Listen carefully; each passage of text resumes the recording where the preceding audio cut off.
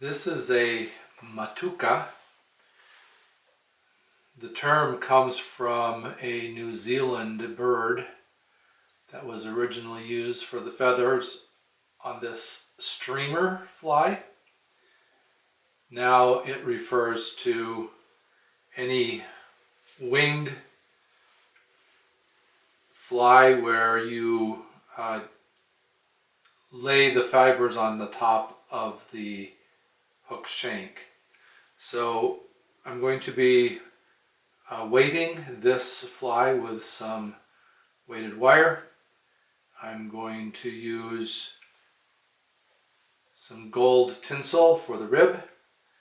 The rib is going to hold in the feather fibers that are on top of the hook shank. I'm going to use brown dubbing for the body. This can be tied in other colors too. If you have feather that is more olive, then it's an Olive Matuka. This, I guess, would be a brown Matuka using this barred strung neck hackle in tan. And I am going to be using this claret thread. It's a brown with a red tint in it.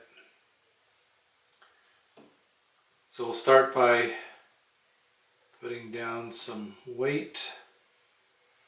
And there's option here for you depending on whether you feel that you can use lead or just use a weighted wire.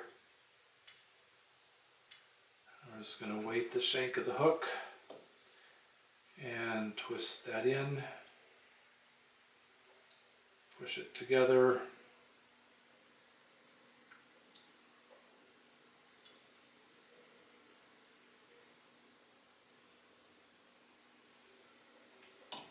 And we're going to tie that weight in with our thread.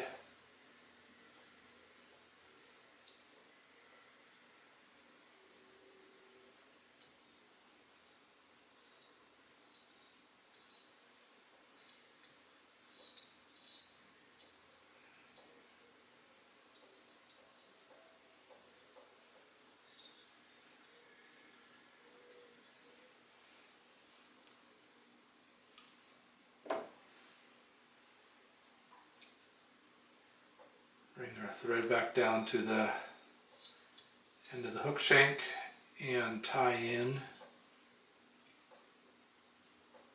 oval gold tinsel for the rib.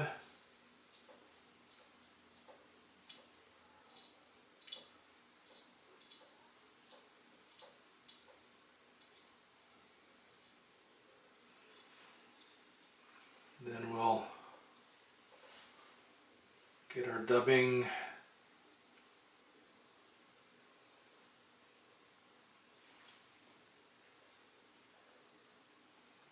I happen to be using Awesome Possum because that's what I have. The recipe actually calls for dyed rabbit.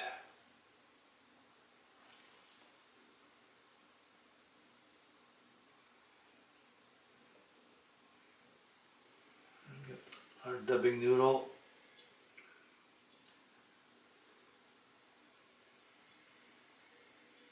I am using a number 10 2x hook, but any streamer hook for the size that you want to tie it. And then we'll just wrap our dubbing body on.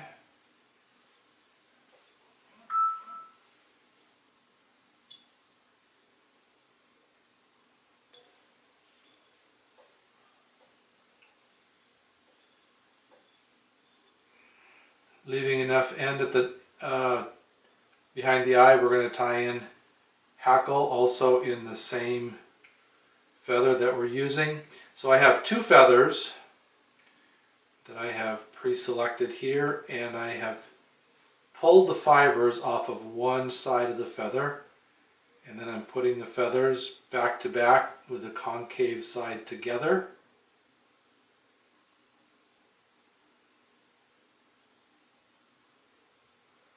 can get them to stay.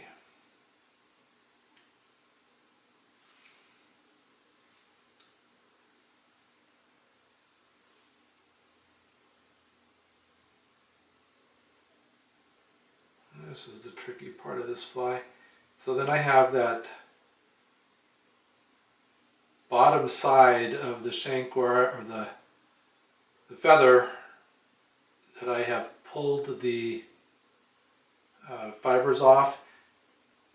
And there's this trick that if you spin your thread counterclockwise, then when you wrap it, it will wrap over whatever you're tying in and hold it in. Looks like I only caught one of those. There we go. Okay, so we'll grab those, and then we're going to pull them down behind the hook shank, and we're going to lift up the fibers that are on top of the hook shank here, and just hold those in place, and then grab our rib tinsel and wrap right here at the end of the body to hold those feathers in. That tail nice and straight. And then we're going to wrap forward with our tinsel, separating the fibers on top of the shank as we go, so that we have those fibers standing up on the back of the body.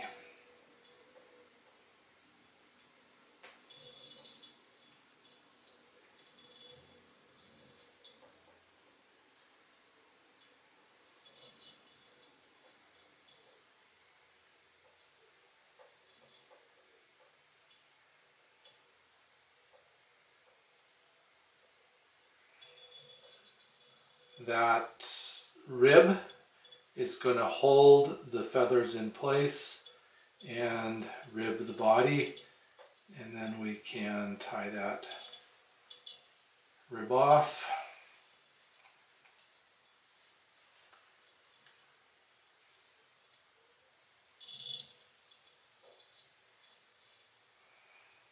And snip out the excess.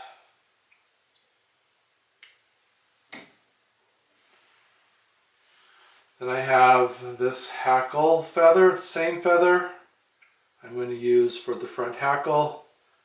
Tie it in on top of my shank by that little tip with the concave side, or the shiny side up, as we'll say. Okay, to tie in our front hackle, and then we can just hackle that on there.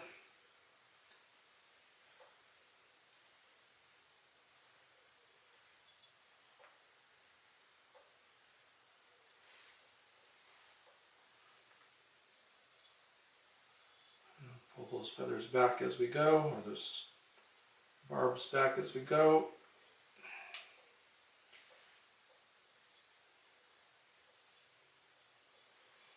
And tie it off.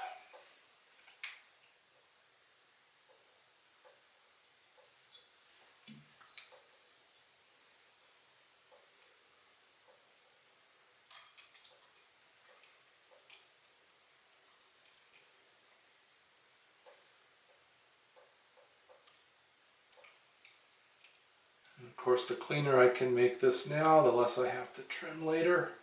But it seems inevitable that I'm always trimming front hackle.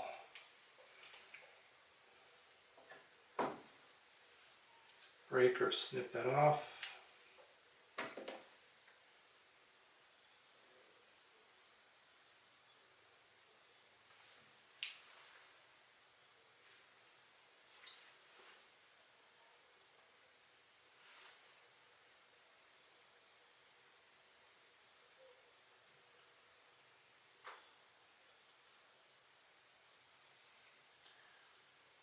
Got some beard there that doesn't want to pull back.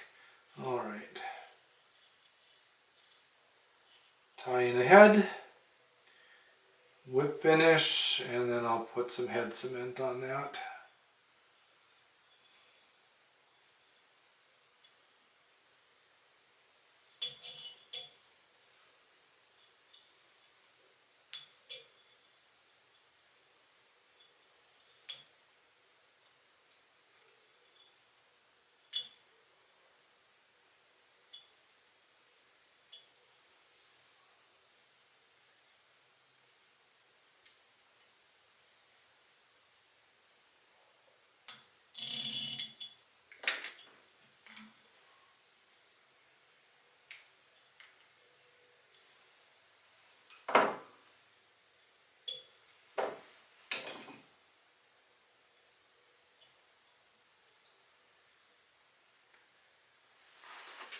And this would be, I guess we call it a brown Matuka, dyed in olive, brown, according to your need. It's a streamer fly.